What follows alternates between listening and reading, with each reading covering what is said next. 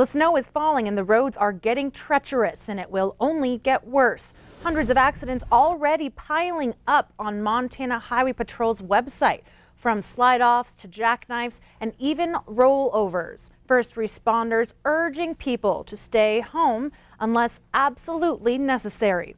Authorities even shutting down I-90 at Hardin. Rob Griggs with us now. And Rob, what else can we expect at as we hunker down tonight? Well, first of all, I looked outside in the parking lot. Since I came back in about an hour and a half ago, there's already another layer of that ice on the windshield. So the ice is falling in terms of freezing rain, freezing drizzle, really causing a mess. And, across the country, it's all the way from Montana toward Minneapolis, the upper Great Lakes, south into Colorado. We've got this big weather pattern that's going to continue to bring snow through the night. Just a few storm reports to throw your way in the last several hours. Places like Choteau picked up 5 inches of snow. Big Timber about 3 inches. Red Lodge only 1.5 inches. Grass Range picked up 3 inches, but there'll be more on the way. And for the Billings area tonight, we've got a low of 14 with a 100% chance of snow. 6 more inches accumulation with some gusty northwest winds. We'll give you the complete statewide forecast in just a little bit. Zoe? Thanks, Rob. Stormy weather that's been pounding parts of the west with snow, rain, and wind is forecasting to head east over the next few days on one of the busiest travel weekends of the year. CBS News correspondent Skylar Henry has the latest from Washington, D.C. Storm clouds rolled in over the Grand Canyon on Thanksgiving Day. By Friday, the tourist attraction looked like a winter wonderland, stranding drivers and forcing park facility closures. Heavy snow also blanketed Flagstaff, Arizona. I'm from Texas, so we weren't planning for this. The snow, strong winds, and rain moving through parts of the west are forecast to barrel east across the U.S. over the next few days. This is literally going to go from coast to coast. It's already been a historic storm, and that is going to continue. The San Gabriel Mountains northeast of Los Angeles were under a winter storm warning through Friday evening. Treacherous conditions in Utah made for tough going on I-80 in Parley's Canyon. Truckers stopped right on the highway to try to put chains on the tires. It is 4x4 restrictions. You either have to have tire change or you have to have four-wheel drive to even come up here. The National Weather Service issued a winter storm warning into Saturday, stretching from parts of Montana to Wisconsin. The storm could disrupt holiday weekend travel for millions. Delta and American Airlines are offering waivers for passengers to and from dozens of cities in the Northeast and Upper Midwest. This storm has everything: severe weather, the possibility of isolated tornadoes in the deep south. The storm will spread towards the east. Several inches of snow also blanketed Albuquerque, New Mexico on Thursday. Hasn't snowed like this in Albuquerque in about 5 years. Yeah! It was the city's snowiest Thanksgiving on record. Skylar Henry, CBS News. And even California's normally bone dry Death Valley didn't escape the storm. In one day, the desert got 3 months worth of rain. A man in the hospital, a woman in jail following a stabbing Thanksgiving night in Billings.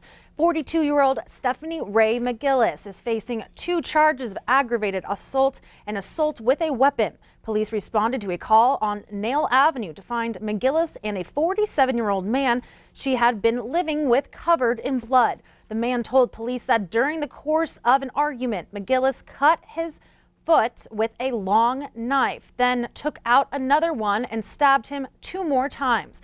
McGillis is in Yellowstone County Jail on a $30,000 bail and faces up to 20 years in prison if convicted. Laurel police now asking for help in finding the suspects in a string of vandalism. At least 8 car windows were smashed Thursday night on the south side of town near Forest and Yellowstone Avenues. Although the windows were smashed, nothing was taken. If you have any information, call Laurel police. The Montana Board of Regents has found a new location for a new state veterinary diagnostic lab, and it's at Montana State University. The board recently agreed to lease 5 acres of MSU land to not only create the lab, but help with the tissue testing process when researching chronic wasting disease in animals like deer. Right now, tissue is processed here in the state, but then samples have to be sent out of state for results. The board also hopes to bring state agencies together in the new location, including Montana Fish, Wildlife and Parks and the Montana Departments of Livestock and Agriculture. Lawmakers say it may take a year to get the funding. For many people, the day after Thanksgiving is when they venture out to buy a Christmas tree. Greg Macker owns this tree lot in Helena, and he has over 1,000 trees to choose from. ranging anywhere from Douglas fir to blue spruce. He has fluffy ones, skinny ones, tall ones, and short ones, any kind of tree you can imagine. But most importantly, Greg says wherever you're from, there's a few things you should know when picking out the perfect Christmas tree that you want to last for several weeks. The tree needs to be local and it needs to be fresh. They can handle the cold weather. If they come from the West Coast, caveat emptor, buyer beware. I just don't want to see somebody buy a tree and then it fizzles out after a week or so.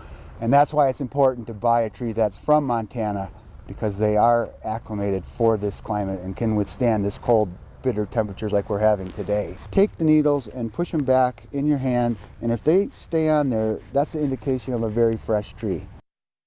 Well, it might be the most wonderful time of the year, but it's also the most expensive time of year.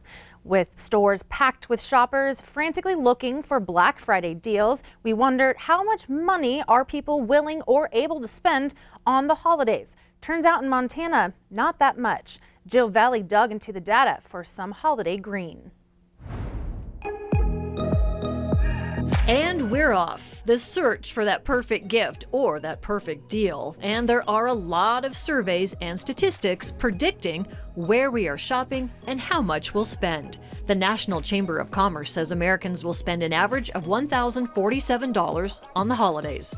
Using an algorithm, taking into account household income, expenses, debt, cost of living, and savings, the Chamber revealed which states can splurge and which can't. Maryland, Utah, and Hawaii can, while West Virginia, Vermont, and Montana can't. The data shows Montanans' discretionary income for the holidays is just $328. Actually, 70% of shoppers can't or won't spend more than $1,000 on the holidays this year. But when we do shell out those bucks, the National Retail Federation says holiday shoppers will spend 60% of their budget on gifts for the family, 20% on non-gift items, including cards, decorations, and food, and the rest on the impulse buys for ourselves, because sometimes the deals are just too good to pass up. But do be careful. According to Wallet Hub, 35 million Americans still have credit card debt from the last holiday season, and nearly a third of those surveyed say they plan to spend less this year than last. So where are we shopping? Last year the numbers show it was half and half between online buying and in-store shopping. This year, online shopping is poised to surpass in-store purchases and is actually preferred by shoppers across the board, from Generation Z to the baby boomers. So smaller businesses know they face a formidable foe against that internet and against perhaps smaller holiday budgets. It's why events like Small Business Saturday are such a big deal. The numbers show for every dollar spent locally, 67 cents stays here. It's why shopping small is such a big deal. Just ask 111 co-owner Paige Livingston. Small Business Saturday is probably our best day of the year. You know, it triples any of the other days of the holiday season. All of the businesses downtown have kind of gotten on board with that, and whether or not we offer deals or we serve cookies all day and hot cocoa, we all kind of come together to bring everybody downtown on that day. Almost 80% of shoppers surveyed say they'd consider shopping at Small Business Saturday events this year. At Southgate Mall, extended holiday hours, discounts, and special events are hoping to lure shoppers into the stores. We have a great assortment of stores that are relevant retailers that do a great job and they serve our community very well. We also aren't just a retail. We have entertainment, we have our arcade open now, we have our theater. We're a lot more things than just retail, but we have a great lineup of retailers that I think are going to have a great holiday. And if you still can't decide what to buy, there's always gift cards. The survey says we'll spend almost $27 billion on those this season. In Missoula, Jill Valley, MTN News. Thank you, Jill. Well, it was cold, it was snowy, and it was fun. Another downtown Billings holiday parade in the books. Yeah, Q2, dude! Yeah!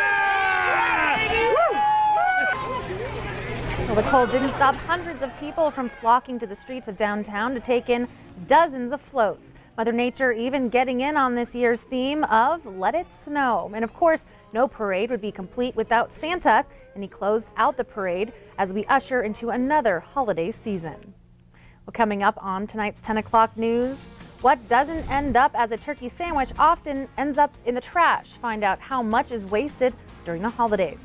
Plus, this hospital is working double time with its newest additions. We'll find out why next. Later in sports, we'll hear from the Mustangs owner, who has some choice words for Major League Baseball.